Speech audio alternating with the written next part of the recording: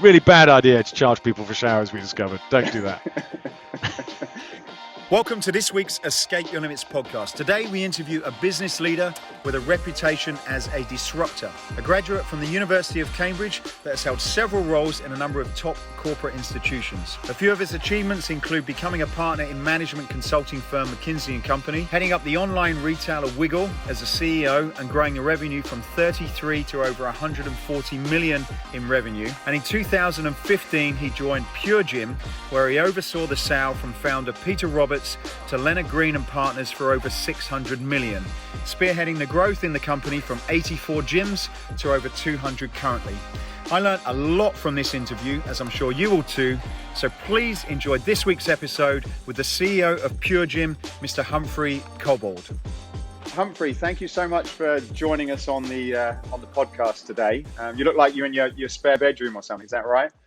Correct, and I work out of a spare bedroom just outside London near a place called Henley-on-Thames, and this has been home for the last 6 or 7 months now, pretty much. So, I've kind of got used to it, I have to admit. Yeah, so that's the sort of private office that they promise you when you become the CEO of like PureGym.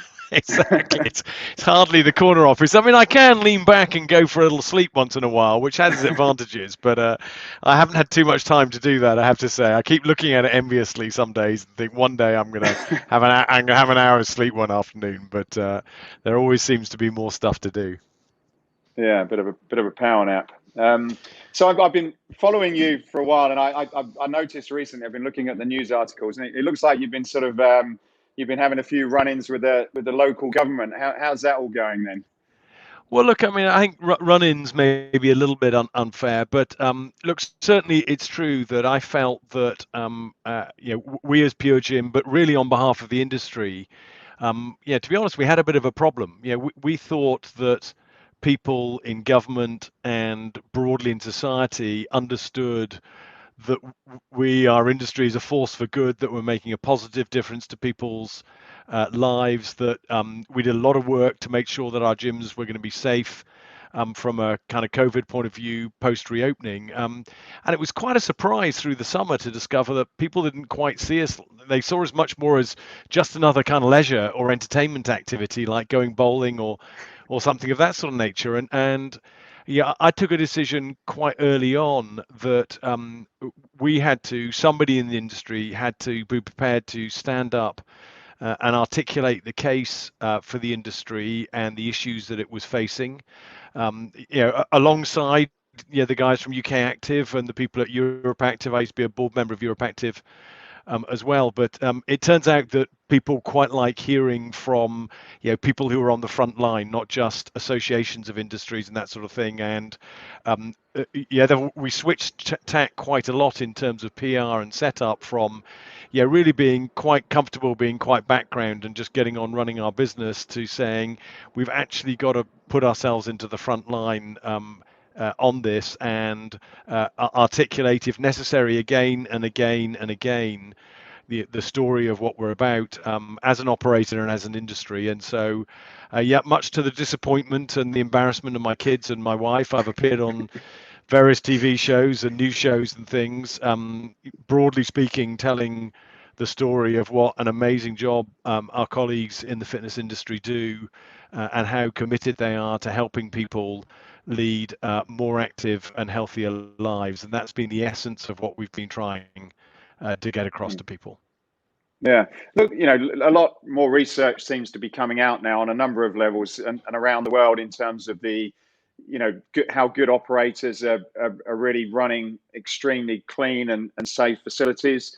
And then also a lot of the, starting to see some of the research about, with the effects of people being locked down from depression and a number of other sort of issues there. And so, it would seem not just because it's in our interest financially for gyms to be open, but it would seem as though from a government perspective, it would be a good thing for people to be, taking part in some sort of activity, having some sort of, going somewhere where they can get the correct advice about how to prepare themselves to be stronger, develop their immunity, etc. Sure. And also, in more long-term thinking, but take off a lot of the pressure on the NHS, which is what I believe the lockdowns are for, is to really the NHS can't cope with the amount of people, Correct. using the beds. Why do you think there's sort of a little bit of, not a full understanding of the part that people within the health and fitness play in order to sort of, Yeah. help with what they're doing? Well, look, I think it's a couple of factors.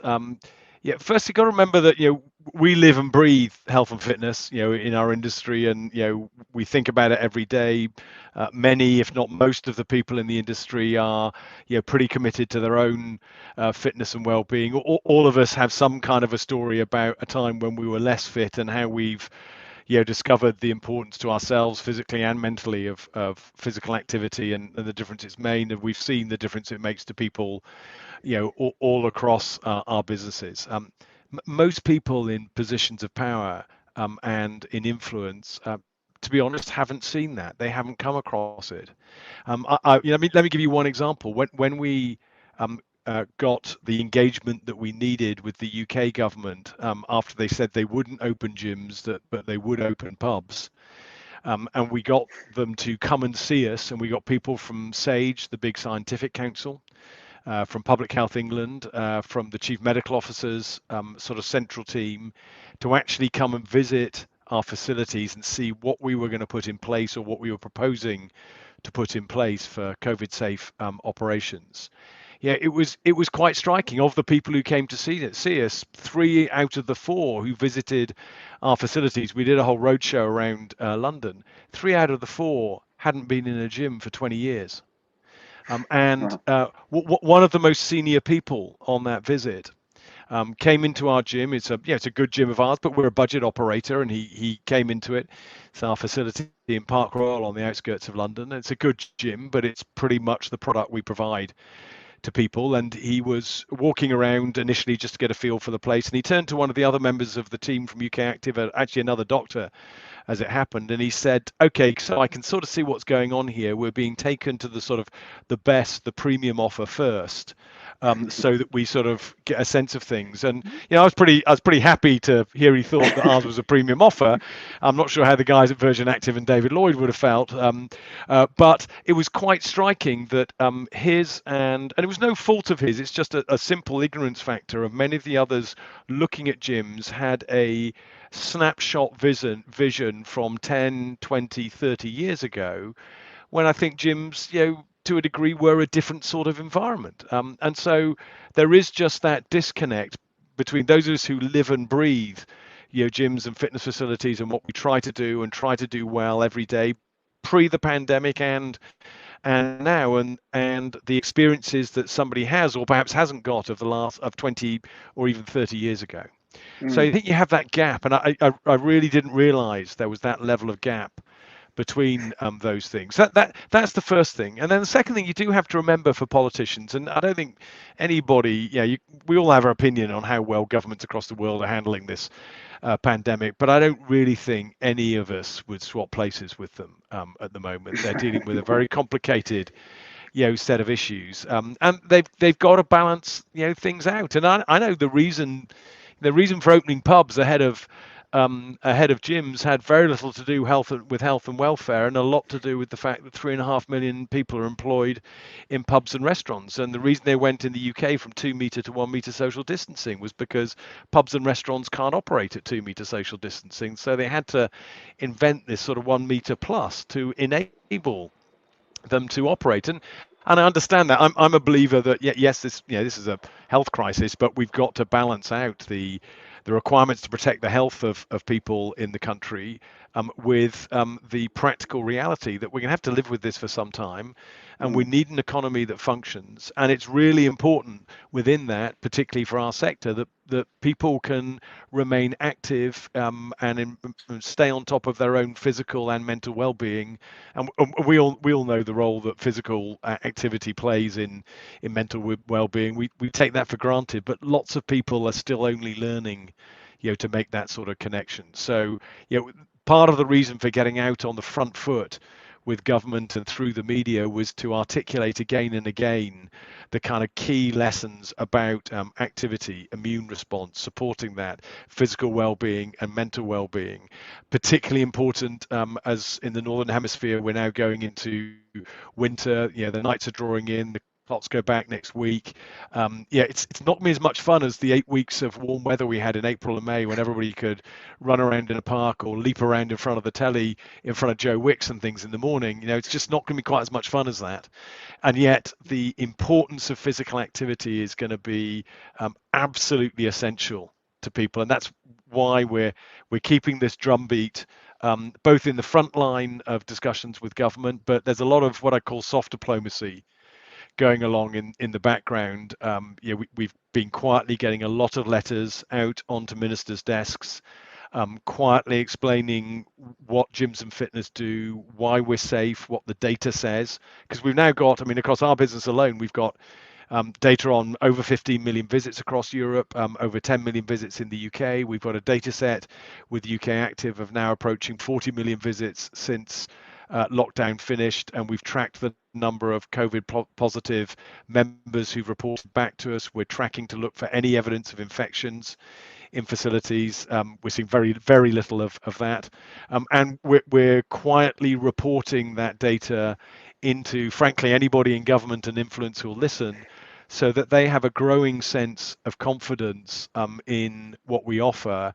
And that, it comes down to trust, that we can be trusted to make a difference to the positive health and welfare of the nation while not making an adverse impact on the transmission rate of the virus, or not making any material adverse impact on the transmission rate of the virus. And that's the equation that we're trying to get across to people. And it's a new equation. Nobody's had to think about it quite like that before. So we shouldn't be too critical or too surprised that amongst a million and other things, the Prime Minister and his ministers haven't quite spotted all of this yet. It's up to us to articulate it and make it clear to them. I think we're getting there. We've won a couple of battles recently, but winning a battle doesn't mean you've won the war. So obviously you've been very proactive, and as you said, sort of taking a step forward and interacting with the government. Is that something that you would recommend as being a successful idea for probably other markets around the world to look at? Yes, I think it is, and I think it has been happening at least to a degree as well. One of the great good things come out of all sorts of situations, including crises like this, and there's been a really tremendous degree of collaboration across our industry within markets like the UK and across markets. I've been on calls pretty much every week with leaders of businesses from the US, France, Spain, Holland, China, Hong Kong, etc. There's been good collaboration and sharing, because the reality is we're all fighting the same enemy, and it really helps to talk with different people about the challenges. Different markets are at different stages as well of things, so that's helpful. And one of the common themes has been this sense that I think has been everywhere, that governments and authorities don't really quite understand what we do, and that we've got to change these mindsets and perceptions of our industry, and that that needs to be done. It helps to do it in a kind of global sense, but ultimately it's about impacting and influencing decision makers in each environment. And so you've seen people like Chris Rondeau of Planet Fitness, talking to mayors and governors of cities and states in the US. You've seen Renee Moose from Basic Fit, accelerating relationships and building with opinion formers in Holland, in the Netherlands, and elsewhere across Europe. We've seen guys like Gabriel Saez in Spain building relationships with government and health officials in Spain as well. And a lot of us have been sharing materials, insights, data, understanding that we're building up, so that there's a growing body of knowledge, facts, and understanding in terms of how to address these issues. So I think we can certainly do more. and we must do more.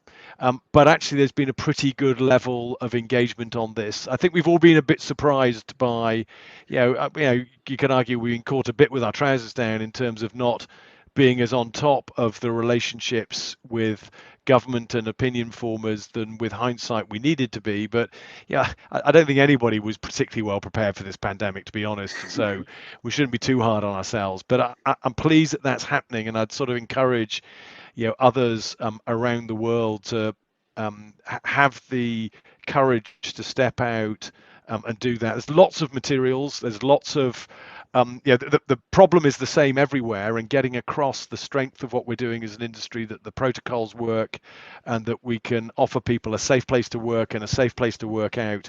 It's a pretty common theme everywhere, and everybody's pretty willing to help as well, which is great, I think. Yeah. So look, we're gonna change gears slightly now, and Sure. I'm gonna sort of come on to talking a little bit more about you, Humphrey. You've looking at your history, and I've sort of been trying to learn as much as I can about you. But it seems you've got a very impressive background: Cambridge University, partner at McKinsey, Candover, Wiggle. It's kind of like a picture perfect resume, one that I'd be very envious of myself. I know at the moment, with where the world is, there's a lot of people that are, that have been in jobs and thought they're on a nice career path, and I guess the world's changed, and they've probably had the rug pulled from underneath their feet. Sure. So what from your perspective, that's been able to, I guess, very nicely I guess sort of design how you've moved through your career. What would you say to people where they've sort of had been thumped on the side of the head and had to sort of rebase themselves? What advice would you give about how they can, I guess, sort of think about where to take their career next without, I suppose, Sure. It's very easy to sort of say, well, look, I should be here in my business and my career. I'm now having to take a step back. What sort of lessons and advice have you got so people can sort of look at it in Sure. more of an optimistic perspective rather than getting themselves down about it? Yeah, look. I mean, you said some nice things there, Matthew. I mean, I've always regarded myself as being phenomenally lucky, and one of my lessons in life is you'd always rather be lucky than good. It helps if you're a bit good as well, but I've definitely benefited from at least my share of luck. Luck comes a bit from hard work. I think it was Arnold Palmer, the golfer, who was accused of being lucky by a journalist once, and he said, you're right, I have been lucky, but one of the things I've learned in life is the harder I work, the luckier I get. And I think there's some truth in that.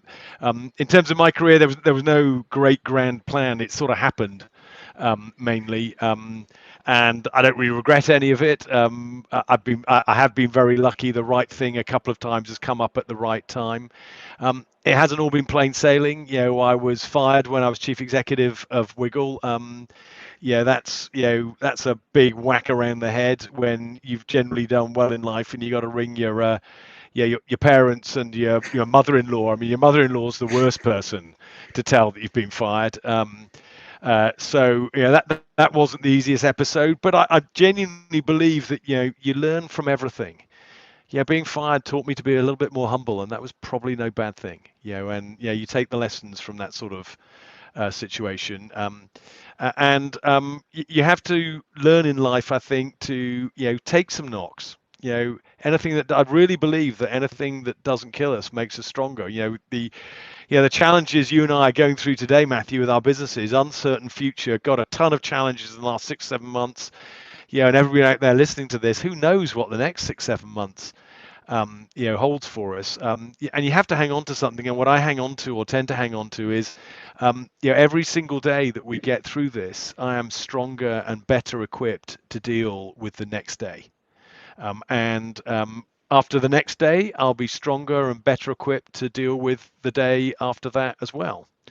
And you have to have a sort of, going through difficult times like this, you have to have a resilience focused mindset.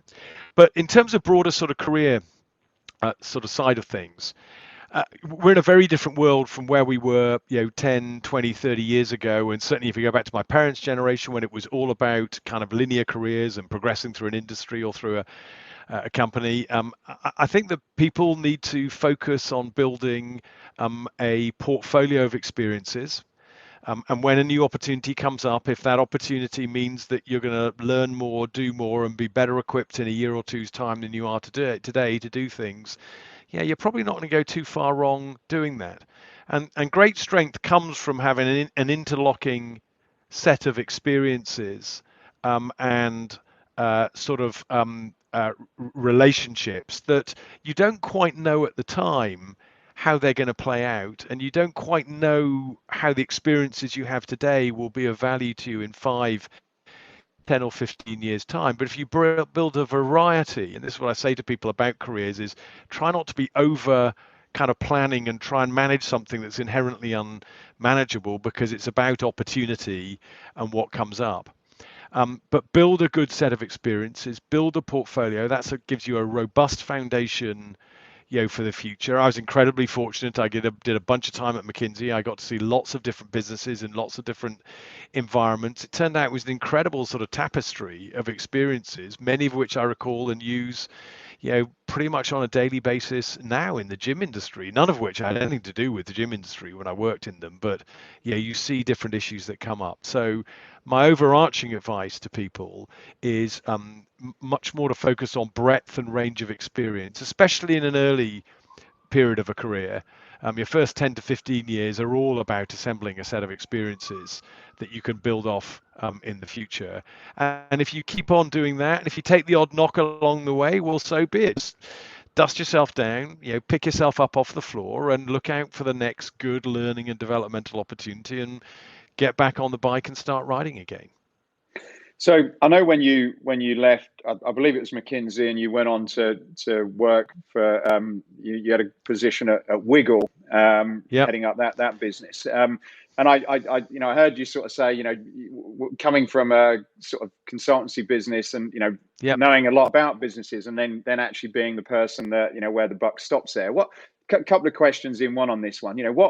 What was that like when you came from a very different position in, you moved from one type of style of role to a very, very different role. And then to follow up on that, how did you sort of look at that business in terms of your first 3 to 6 months, so that you can sort of set a good foundation? Yeah, look, I mean, there are a few more steps between McKinsey and Wiggle, but, in a sense, they don't change the nature of the question you're asking. I mean, look, the first time you go into a business and you're the guy in charge, you're the person in charge, man, I defy anybody who doesn't say that's pretty scary. I'd read all the books, I'd advised, I'd had the privilege, and it really was a privilege of advising, a number of chief executives. So I knew what went on around their table.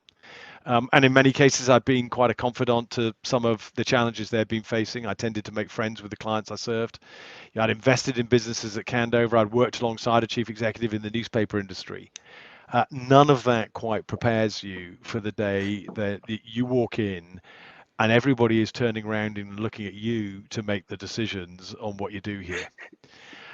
Man, that was pretty scary. And my main focus for the first few weeks was, to be honest, I was just desperately hoping that nobody would realize just how anxious and scared I was and how uncertain I was about the territory that I was operating in. So it was, can I just stay a week or two ahead of the thinking on this while I work out just how I manage this challenge of being, the guy who has the desk on which the buck stops. So that's the sort of first, kind of. I still remember that time period of, to be honest, terror at times is probably how I described it. So that was the first few weeks. And then, over the first few months, I do think there are some lessons. Now I've done it a couple of times, it all seems pretty straightforward. And I tell you what, it was 110 times easier the second time around. But in the first 3 to 6 months, you've got to apply yourself as a chief executive and a leader of a business to all the main areas of the business that you're responsible for. And the funny thing is, being a chief executive is you're sort of responsible for everything and nothing. If you've got a team set up right, you know, the business should run in a sense on a daily basis, without you mainly. Of course, there are decisions that come up, but your team should, in a sense, you're the most important person, but also the least important person as well. But there are 4 or 5 things that you're really responsible for as a chief executive, and that I sort of keep in mind. Number one, you're responsible, for setting strategy and setting the direction and vision for the business. Second thing that you're responsible for is making sure that you have a team, a set of people that are equipped and able to understand that vision and strategy and deliver on it. And strategy is very different from sort of plan. It's actually, the plan's there as well, but strategy is the overarching sense of direction in the priorities that you're setting for the business. Thirdly, you're responsible for making sure the business has enough money to do what it needs to do. And don't forget that, because when you run out of money or you get close to it, it's deeply uncomfortable, as many of us found out this year. Really, really uncomfortable, sort of stuff that keeps you awake long into the night, uncomfortable. But you have to be responsible for making sure the finance is in place. Fourth thing, you're responsible for making sure the culture and the way in which people do things, the kind of the unwritten rules of what makes the company tick, are right and are governed, correctly. And that's the sort of softer end of things. And those 4 elements, sort of, it's overall sort of strategy, team and people, and the organization that you put in place, financing and culture. At the end of 6 months, you've kind of got to make sure that you've got in your mind, you don't have it on day one, but after about 6 months, you've got to be reasonably sure that you've got a combination of those set of things that are coming together, and that you're in a position to start educating people around you, explaining, winning support for what you're doing there. And if you've got members in the team who don't support what you're setting as a strategy, at the end of the day, it's only one thing that can happen: either you go or they go. But that's your job, to make those difficult decisions, persuade, support, and encourage. But if they don't buy into it, then they better sling their hook and go and do their stuff somewhere else, because you can't have that sort of thing going on with a team. And that's the sort of maybe the second 6 months. But once you're clear in your mind on those sort of 4 or 5 areas, then you have to start leading the business and the team and the people in that direction. So that's my sort of, I guess, game plan in the first 6 months or so. And sometimes it takes 9 months, sometimes maybe it takes less. You have instant feeling about things, but you're well served normally by listening a fair bit in those first 6 months and not prejudging everything when you go into things. So coming on to strategy, I don't know too much about McKinsey, but I know a lot of what they do is strategy, and I guess you probably learned a lot about it when you was there from different companies. What do you think, if anything, has changed since the days that you were learning strategy, if anything? And then secondly, what do you think in today's world is important when you're putting together a robust strategy? So there's a big change. Look, I started at McKinsey over 25 years ago, so in kind of and a lot of McKinsey's work then and still is fundamentals of strategy. So I had the lucky experience of doing a lot of kind of strategy sort of work. And how I cast the big difference now to then is then strategy was fundamentally deterministic. You were trying to define with a reasonable degree of certainty a way forward, for a business that would have some sustainability and durability. And you talked about 5 years, 10 years, you'd look forward, with reasonable, what I call bounded confidence, but it was deterministic in approach. When you look at strategy today and formulating forward plans, you still have some elements of determinism. You're trying to make sure you understand what's going to be true and what isn't going to be true, and it varies a lot by industry. If you're working in the mining industry, where you're building a mine, or steel processing, which I worked in for 3 or 4 years, where you're building a plant that's going to last for 25 or 30 years, you still have a pretty deterministic approach to it. But in many, indeed most businesses, adaptability is and agility are much more important than determinism. And actually, it makes strategy more interesting because you have to have a course and an action, um, but you are looking to try and adapt to what goes on over time. So within that course and action, you explicitly want to create flexibility and the ability to pull back from certain things that you thought were going to be important, to take advantage of things that appear at times, to preserve options on things that you might want to do in the future but you don't want to be committed to do. And you have to do that in a way that doesn't make your team around you and the people working for you feel that the strategy is changing every few weeks or months, because that doesn't help people very much. And so the big change is that strategy has to be more adaptive and agile now than it used to be. And we all know the reasons for that. There's lots more technology. Globalization means that competitors pop up out of anywhere. I mean, pandemics kind of come out of nowhere and whack us in the face. And how do we deal with that? None of us had a plan for that. But do we have an ability to adapt, a cultural ability, as well as a process and management ability to deal with shocks that come to the system or positive opportunities that present themselves? That's the big shift in strategy that's gone on in the last 25 years. So that was the first part of your question, Matthew. And then the second one was what constitutes good strategy in that kind of world? Well, you still need some key anchor points around. You can't be you can't just say our strategy is to go and be adrift in the ocean and hope that the currents carry us where we think they're going to go and what we're going to deal with. You still have to have a plan and a course you're setting, and you need to know how to read the wind that's out there. You need to be clear on what are the things that are going to be. I always look for the things that are going to be true in any view of the world. Look, a very important question for us to ask ourselves in our industry is, and people asked it a bit more during the pandemic than they are now, but do gyms have a future? Do physical, what is a gym? It is a shared facility for people to work out and exercise in.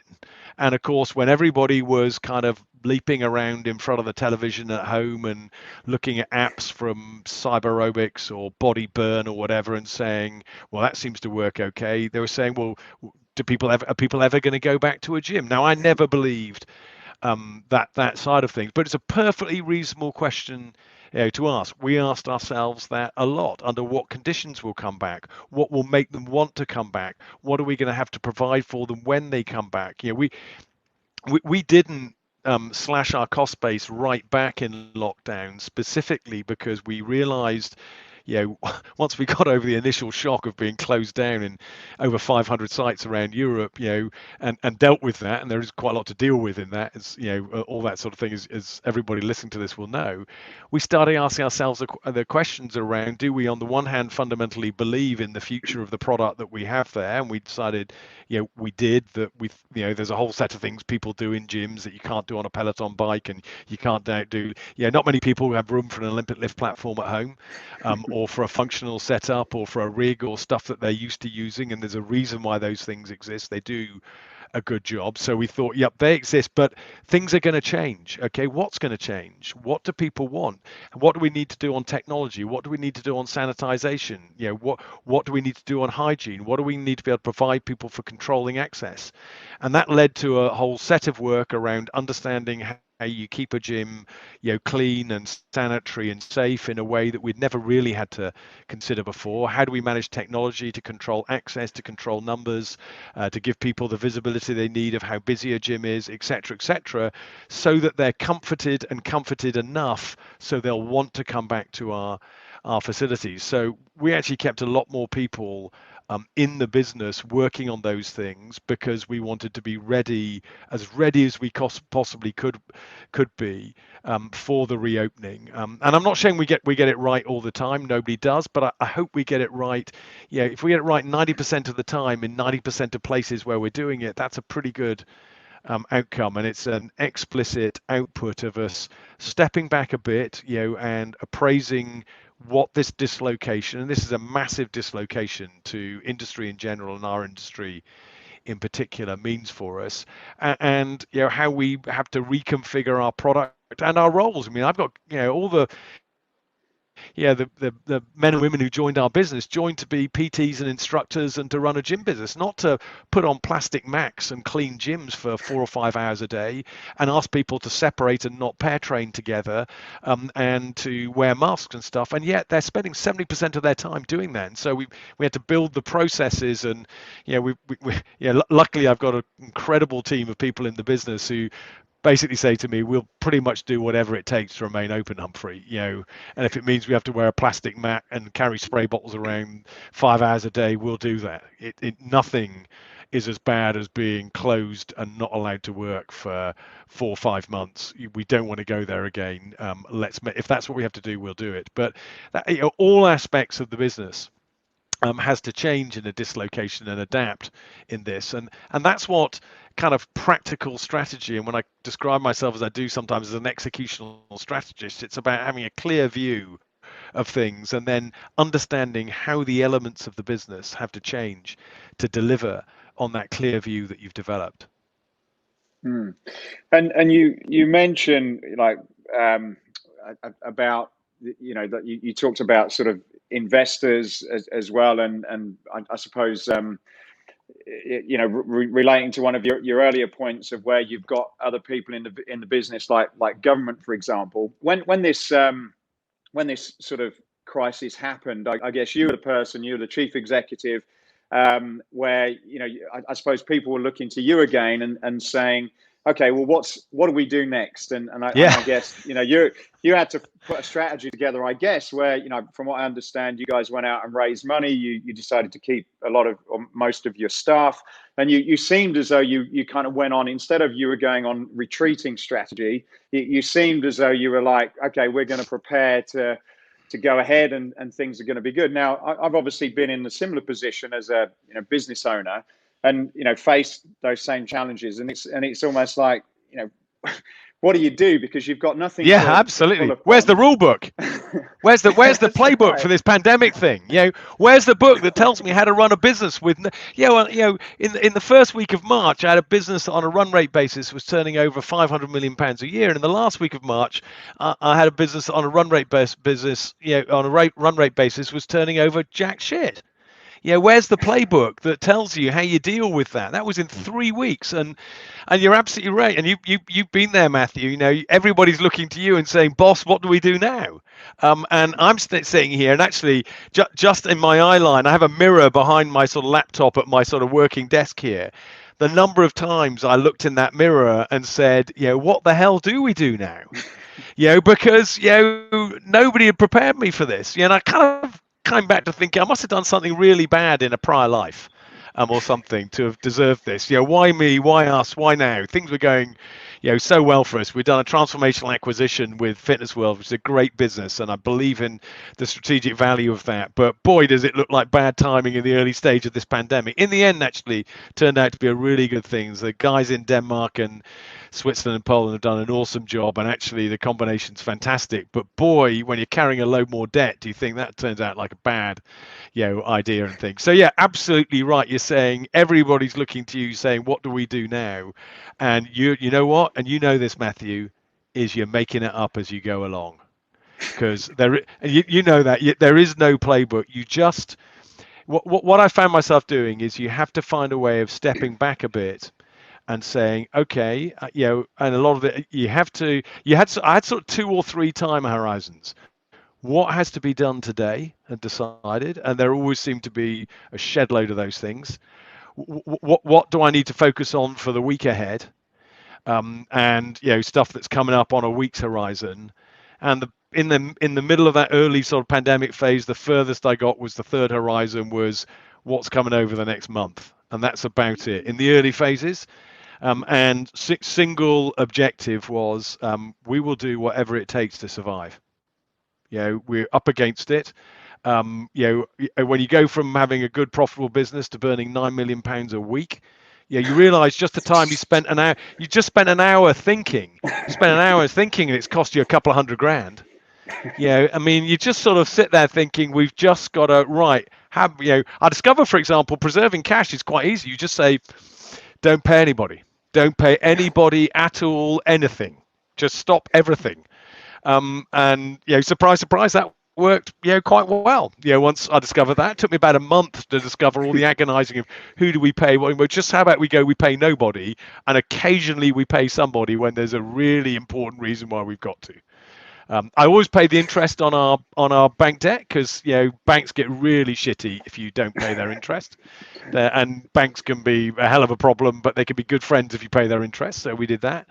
Pretty much everything we put it on hold. Now we'll discharge pretty much all our bills over time.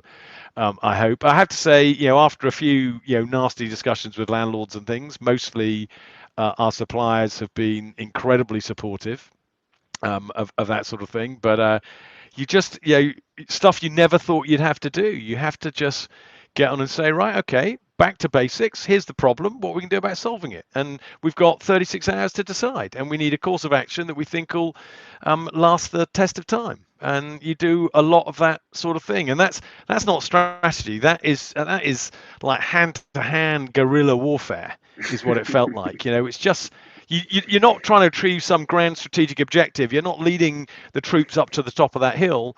You're saying to them at the end of each day, well, guys, we survived another day. We're still in one piece. We're still together. We haven't fallen out with everybody, and we're ready to fight for tomorrow. Let's all go and have a glass of wine, and we'll come back tomorrow. That's kind of what each day felt like. Sound familiar? Yeah, it does. And thank you for the honesty. Obviously you've got a very particular model, and in relation to where we are today, like I've listened to interviews where you've talked about coffee as an example, and look, we don't do coffee. If you want coffee, go to a Starbucks. That's not what we do. And then you mentioned about the showers, where you tested charging people for showers and not, and TVs, taking them in. That was a really bad idea. That was a really bad idea to charge people for showers. We discovered. Don't do that.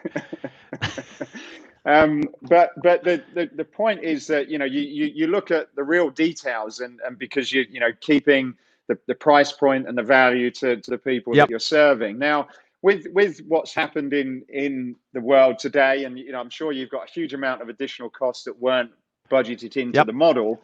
And I guess, you've probably got people, and maybe people within the business and outside the business, saying, look, can we have this, or could we do that? So things that could be potentially adding value, but also they could be adding cost. And so how do you sort of how do you balance that between listening to what people say is a good idea, but then also figuring out, how does that fit into strategy, and can we afford it, and what to keep and what to get rid of?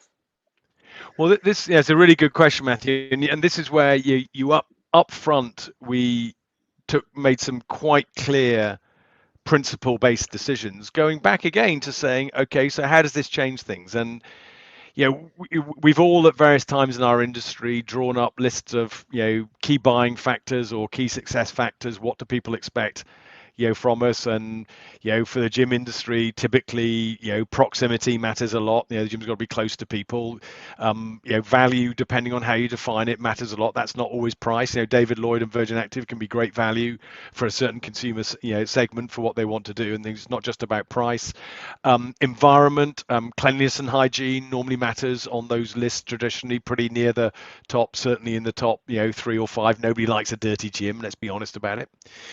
So we went back to that and said, okay, what's gonna matter to people when we reopen? And it was pretty obvious that cleanliness and hygiene and safety was going to be off the scale important. That for our brand and for people, just because they were coming to PureGym and not going to David Lloyd didn't mean they were going to say, well, I'll take a bit more of a risk with the virus going to PureGym. That just wasn't in people's minds. So we decided really early on and said, look, we must keep an eye on the economics, sure, but there must be no compromise in people coming for a workout to PureGym. And second, and very closely related to that, there must be no compromise for our staff who have to spend 40 hours a week in our gyms, and for our colleagues who we ask to do that. It's all very well me opining on this, sitting in my nice spare bedroom near Henley-on-Thames, But today I'm asking 600 people in the UK, well, actually including our PTs and FCs, 4,000 people in the UK,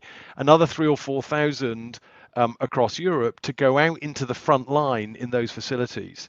And I've got a moral obligation, to say nothing of a kind of statutory obligation as a director, to make sure the environment that they're working in is as safe as it reasonably can be.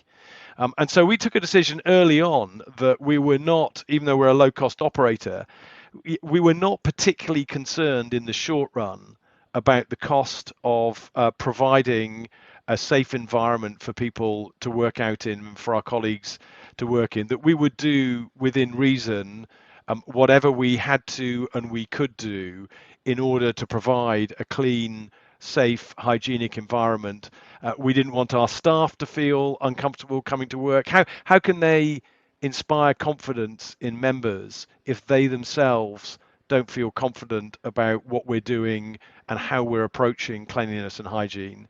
And I didn't see any reason why I should be asking members in our facilities in the UK or Denmark or Switzerland or wherever to compromise their health by coming to our gym versus paying a higher price at a mid-market or a premium operator. And so we set that out as a principle right from the outset. We have incurred quite a lot of costs, and anybody who's had to buy anything from cleaning fluids to antiviral wipes to blue tissue paper knows that we've all paid through the nose for it in the last few months. I believe those costs will settle down and supply will improve. We've all had charlatans who sold them stuff they didn't actually have, insisted we pay them up front. It's been a right kind of Wild West out there.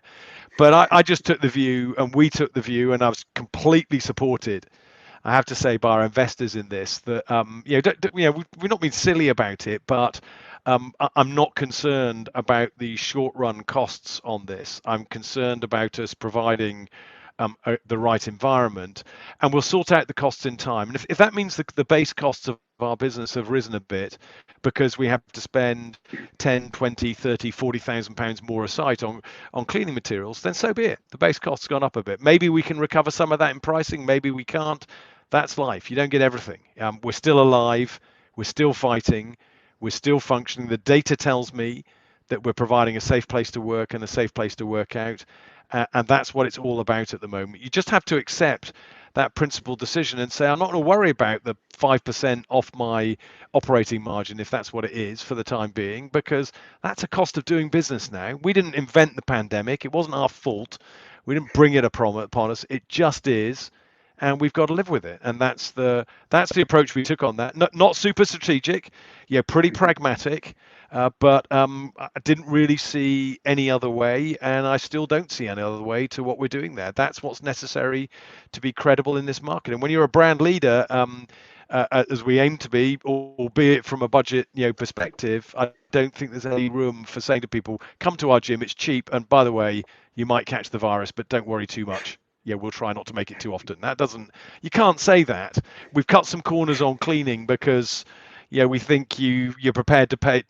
By paying a lower price, you're prepared to take a higher risk. I don't think that's the way people think. You obviously got a very large company now, 500 plus locations, over 1.7 million members, 4 countries. It's a beast of a business. We're only in a few countries and we've only got just over 100 employees. And I know how difficult it is. And so as a chief exec, how do you get the balance between, I suppose, micromanaging, which is probably impossible as you get to a certain size, and allowing people the autonomy to run businesses as almost like as entrepreneurs? Have you found that balance? And if so, what are some of the lessons that you've taken from that? Sure. Well, look, listen, Matthew, it's not easy. Is the simple answer, and you're absolutely right. You can't micromanage and control a business of 4 geographies and 500 sites and that sort of stuff with literally millions of people coming through your doors every day. You can't control the experience of that at that level. You can't even try to. It comes back to something. It starts with something. 2 things I mentioned earlier when we were talking about the role of the chief executive. It really comes back to making sure that you've got the right people in place and that you're comfortable with those people. and that you have a good bond of trust with them. Yeah, me with them with me, and then encouraging them to have the same bond of trust with their people who report to them, which of course I see a bit of, but not that much of, and then with etc. And then the next level, and etc. etc. So you try to imbue a choice of people and a related to that a culture of the way that you want things to operate that provides the I guess what I call the sort of the organizational infrastructure that then allows you to do what you have to do, which is empower people and delegate. And by doing so, you put the onus on performance and on control as far down the organization as you dare to.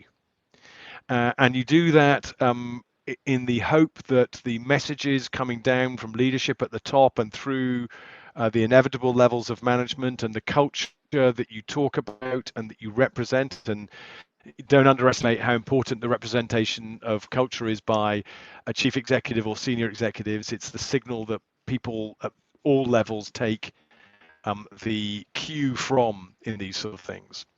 And if you get those two sets right, people on the one hand through the organization and culture on the other, and within that the values that you set, you have the fabric in which you can empower people, energize them, and hopefully inspire them to consistently do the right thing at the right time in hundreds and thousands of cases that you can't hope to manage.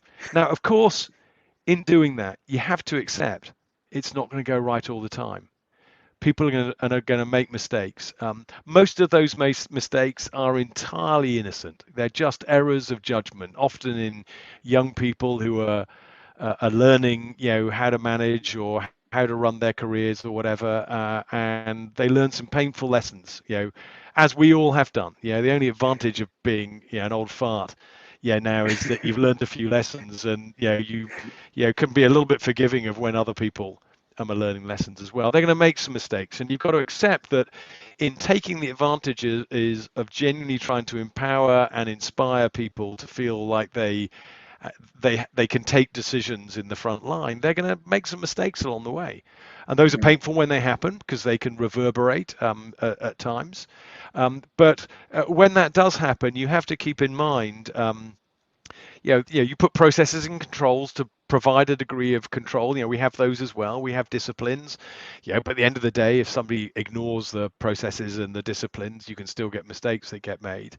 But when those mistakes happen, you have to keep in mind that the mistake that you've heard happen or become aware of has to be counterbalanced against the hundreds and thousands of decisions that got made that week or that month that were correct and that were in line and helped colleagues do a better job and helped members and people trying to be fitter and more active to have a more active life and do better in their lives. And I try and keep that in balance. When things go wrong, it's difficult and it has to be dealt with and sorted out, but keep that in balance with the, if you like, what I call the silent majority of all the things that went right that day or that week.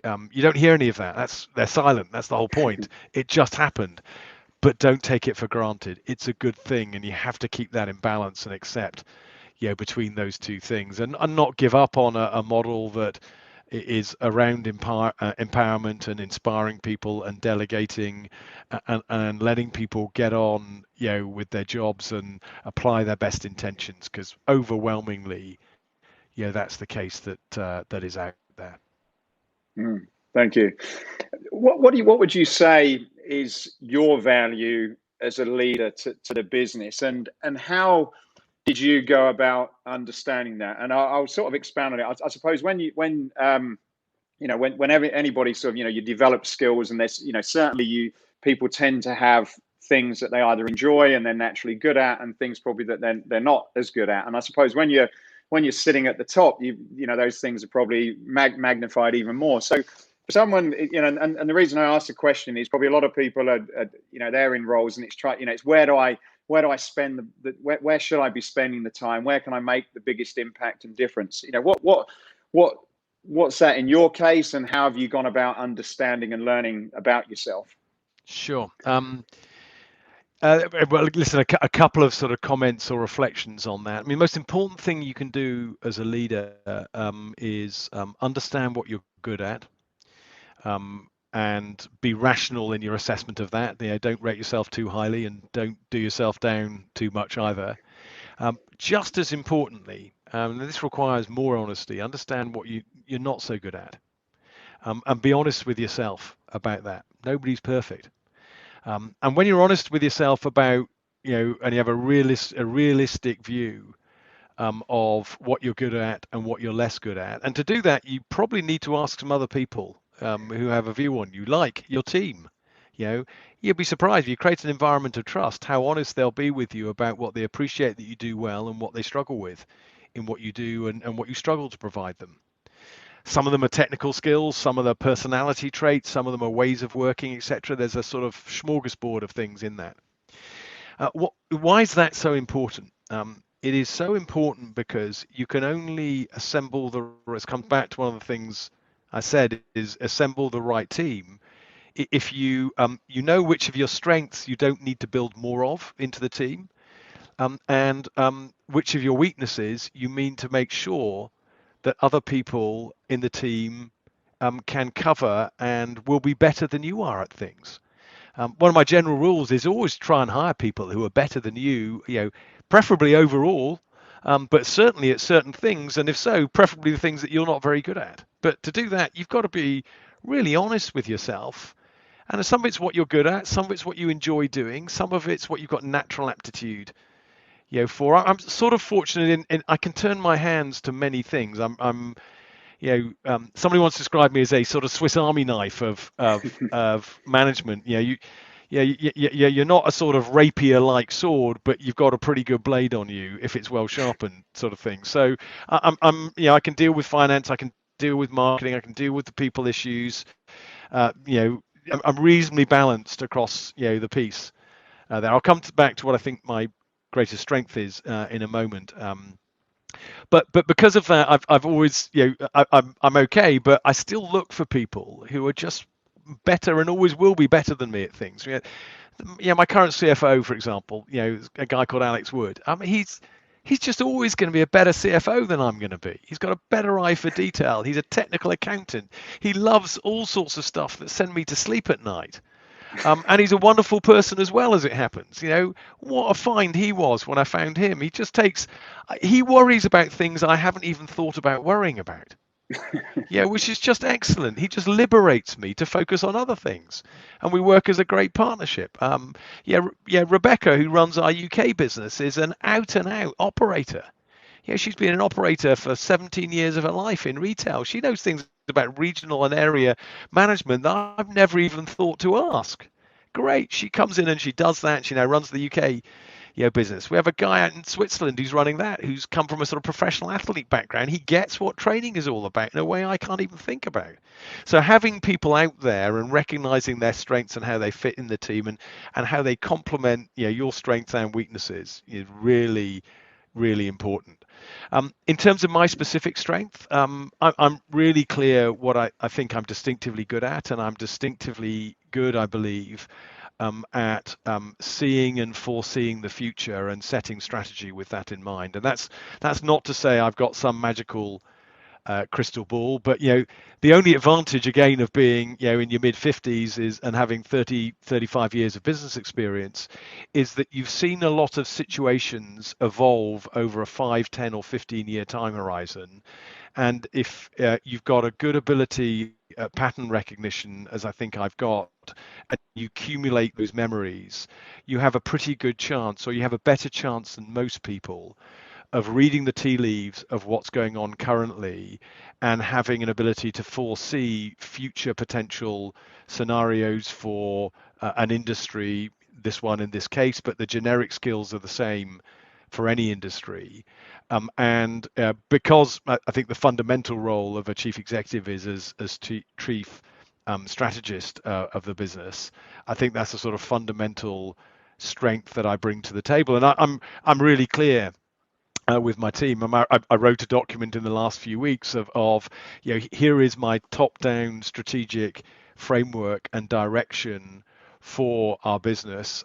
It's a document's a bit longer than it probably should be, but as I said to the team, this is the inside of my mind at the current time in terms of how I foresee how our industry and our position within it can and should evolve. I'm laying it out for you so that you can understand it.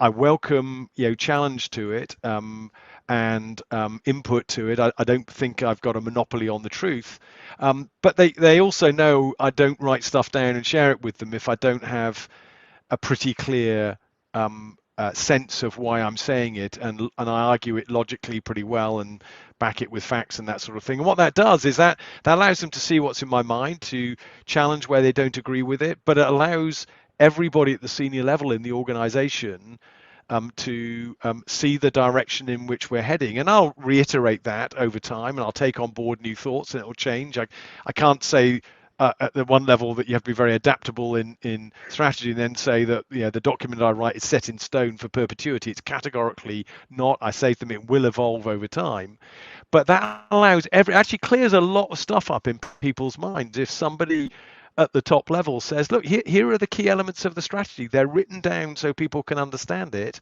in a way that we understand it and logically supported by why we're doing that. Challenge it, kick the tires on it, and we'll evolve it. But once we agree that's the direction we're heading in, don't come back in a month or two's time and say, I've got a sort of fundamental problem with what we're doing here. Because that's not the game we're in. Adapting doesn't mean you change your mind every 5 minutes. It means that you evolve over time and you adapt around a common direction in which you're heading towards.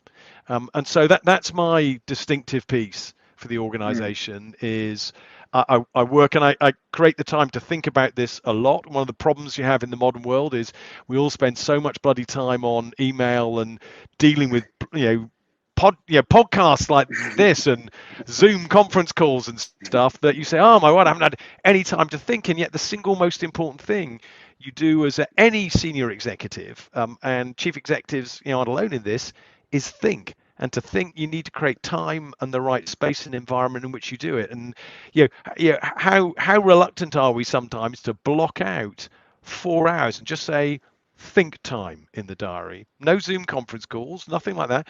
I'm just going to think about some of the issues that I need to spend time thinking about and gather my thoughts. How can I lead people if I don't make the time to do that? But it's hard to do. Your diary gets full. There's always somebody wanting another Zoom conference or somebody wanting to interview for a podcast or something. How do you escape from all that sort of thing? And I guess I've heard you talk about that previously, and it was one of the questions I was going to ask you about thinking time, because I suppose some people, and even I do it, it's like, if I'm sitting here thinking, am I adding value? And I know even sometimes when I'm going out for a run for an hour, and that's when I kind of, I can shut off for all distractions, and I sit down and I start writing. So when obviously you do believe thinking times are really important. Just in terms of the process for people maybe to sort of, take away something, how long in a week do you spend with thinking time? And is there a process that you go through to sort of get you in the right mindset and then to start working on whatever it is you've got to work on? Look, it's not as programmatic as that. I think a lot of it is when the spirit takes you. It's I probably spend. I'd hope I'd spend on average 5 or 6 hours a week, thinking, about things. I try and think quite carefully about my agenda. I ask myself at the beginning and end of each week, how's my agenda set for this week? Have I got the right priorities?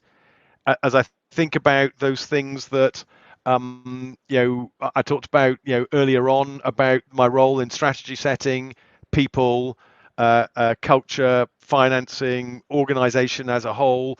The one thing I should have added to that actually is performance management. I'm not responsible for managing performance, but the chief executive has to be responsible for making sure that performance is managed.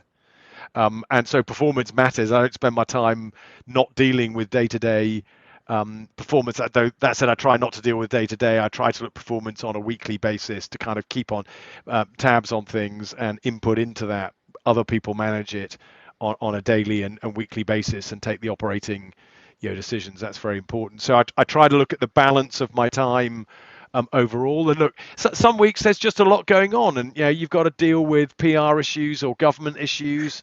Last week in the UK, we were fighting the fight on making sure that gyms were open in tier 3 in the way they were meant to be, whereas the initial regulation the government drafted in the UK was wrong. It had us closed in tier 3. So I had 2 days fighting that. I couldn't plan that at the beginning of the week. Was that the right way to spend my time last week? Absolutely, it was the right way to do that, and to get the letter out to Boris Johnson and the various ministers to kind of address that was absolutely the priority we had to do. Didn't leave me much time for kind of gazing at my navel and things like that. But hopefully this week I'll have a bit more time for that. So it's not a 1 week sort of thing, but it is a sense that over time, question I ask executives who work with and for me to ask themselves is, are you in control of your agenda and what you're doing, or is it in control of you?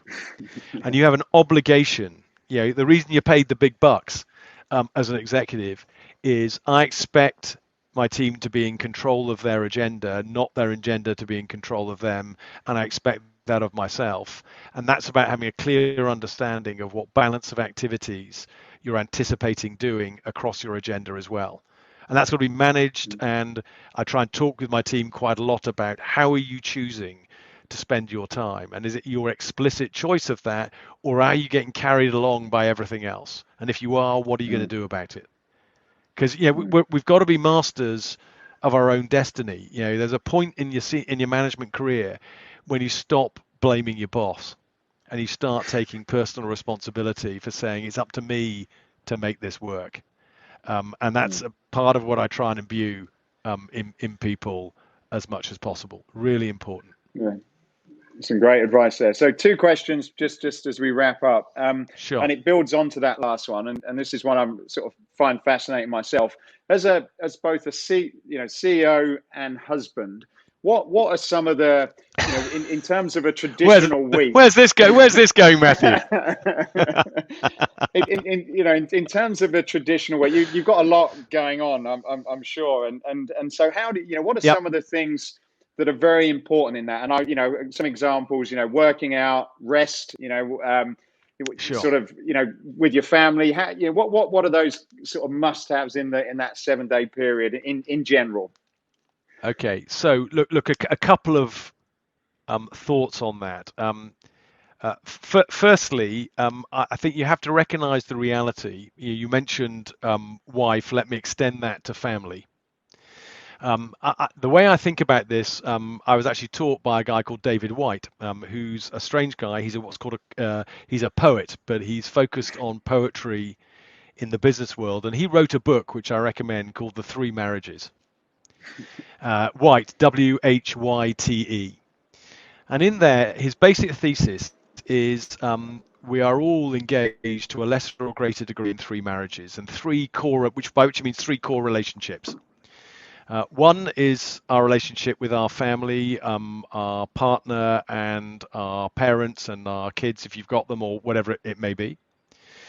One is our relationship with work and the role that plays in our life. And people talk about being married to their job. That is the reality for people. The sense of work, meaningful work gives us a defined sense of purpose. It's very important to us. And the third is our marriage to ourselves and the attention that we pay to ourselves and how we nurture and manage ourselves. And being kind to yourself is something some of us need to learn sometimes. So that's one. There's one framework that I reflect on a fair amount. How do I keep the balance between those 3? And I'm a strongly work-oriented person, but I've learned over the years to try and balance those out. And I'll be honest, there've been periods of time, extended periods of time, when I have not got that balance right. McKinsey's a great place for that. I mean, it sucks the very living life out of you. as a work sort of thing. And many people who've been at McKinsey will mention that. So there's one framework. Let me give you a second piece, and I call this the adapted shed. Double SHEDD. When people ask me how do you manage your life and how do you make it hang together okay, each letter stands for something. First S, get yourself set up properly. If you need an assistant, have an assistant. If your technology works, great. Make sure your broadband works at home. Make sure you know how you're going to commute. Frankly, if you're commuting hundreds of miles, find a flat nearer where you're working and do that. Set yourself up. Give yourself a reasonable chance of success. If you're a senior executive or the chief executive of a business, there'll be some cost involved in that. That's fine, because what that's doing is it's liberating your time and mental attention. That's number one S. Second S, sleep, underrated. Read a book by a guy called Matthew Walker called Why We Sleep. I used to be in the sleep is for wimps, we're all a long time dead kind of camp. Turns out sleep is as important for our well-being as exercise. I now actively think about, do I get up early and work out, or do I have another hour in bed? And I no longer punish myself for taking the extra hour in bed and getting an extra hour of sleep. This is a good thing. If my objective is well-being, that is a good trade-off to make on certain occasions. Sleep. H, hydration. It is surprising how many people are dehydrated. Wine and coffee don't count. Water and good fluids do count. E, exercise. We're all believers in that. We take it for granted. I know way too many executives who say, I just don't have time to exercise. I've lost it. And of course, what happens? Weight balloons, and then it gets harder and harder, etc. So important to have exercise. We all know that. The benefits for physical and mental health, so important. Find a way of making that work for you. D, first D, diet, sensible eating. Another great book. I read, has the kind of strap line, eat food, which means real food, not processed food, less rather than more, mainly plants. That's not a bad way to run yourself. So that's a sort of, a piece to think about. Diet. We all know that diet can get out of control if you're traveling a lot and you're flying a lot. Sometimes the next burger and chips just looks like the obvious choice, but we all know it isn't the best.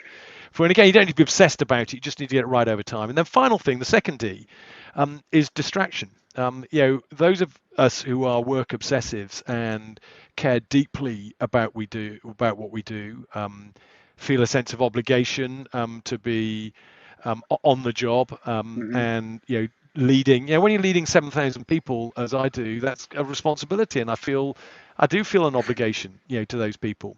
But what am I going to do to get away from that? And for that, you need distraction. For me, it's exercising, riding a bike, photography, things that, travel, things that take me away and mentally occupy me sufficiently so that I am truly distracted from stuff. And I find that's part of my, I still read a lot as well, for example. It's part of my recovery and regeneration mode. And I encourage, again, all of my executives to think about what distractions they're going to give themselves. And that's really tough at certain times of life. I mean, I'm through the kind of growing children phase in life, and that you can't do all of that kind of shed model. And I have to say that I borrowed the core of the shed model from somebody else whose name I can't remember. There's a book on it somewhere, but I have added an extra S and extra D.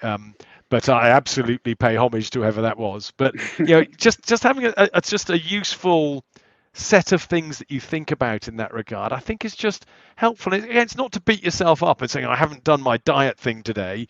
It's actually just to say, how am I doing in terms of keeping this stuff in balance? Is it working okay for me? And if it's not, am I going to be honest enough about that and ask myself the difficult question, which is, what am I going to do about it? Because these are our lives. Only you or I can change our life, really. Matthew. Only we can make a decision to say, I'm going to do things a bit differently. I'm not going to beat myself up if I don't succeed at it all the time, but I'm at least going to try, because I don't want to look back in 3 years' time and say, what happened to that time and why didn't I do this stuff? So those are thoughts on So, kind of handling those complicated issues. sounds like you got that all in hand, brother. I'll have to speak to your wife Well, sometime and see what she says. yeah. But No, she says I'm a complete disaster, but at least I sort of try and things. Absolutely. So final question, Humphrey. Escape your limits is about escaping what you've believed is impossible, or other people have told you is impossible, and gone on to make it possible. What would be an example of escaping your own personal limits? Well, look, as you know, I think, Matthew, I did an Ironman once. I had never run more than 10 kilometers in a stretch when I started training for that. I'm a pretty average swimmer. I probably never cycled, probably never swum more than a kilometer in a go ever in my life before, and the swim in an Ironman's 3.8 kilometers, and I was in my 50th year, and I thought I should try and do something. It was in the year after I'd been fired from Wiggles, so I had a bit of time on my hands. I thought I needed a sense of purpose, and I took it on not because I thought I could do it. I took it on because I thought there's actually a pretty good chance I won't be able to do this. I don't know if my body will stand up to the training that you need to do, particularly the running training. I didn't know. I had no idea whether I could swim within the time limit for 3.8 kilometers or not in a canal in Germany where I did it. The bike was pretty straightforward. I was good on a bike by then, so that was the core of it. The 6 hours in the middle I knew would be sort of okay. I stretched myself to do that, and it provided me a good shape and structure. I got through it. It took me nearly 13 hours, which anybody who's done it will tell you is a pretty hopeless time. But I was only focused on wanting to get my body to the end in one piece and not to have to drop out. And I managed to do that. And so it was mission accomplished against something that I didn't think I'd be able to do. So that's a sort of, I guess a sort of personal example. Yeah, but I'll be honest, I didn't know whether I could be a chief executive or not. I knew Really? I had to try. I'd said to myself, you grow up as a consultant, so I want to be a chief exec one day. And then one day you realize, if you better get on and do it, otherwise you never will be. And I've always believed you regret more the things you don't do than the things that you do. And, I didn't want to get to the end of my career and say, what happened to that? I mean, you didn't even try. You didn't even give it a go.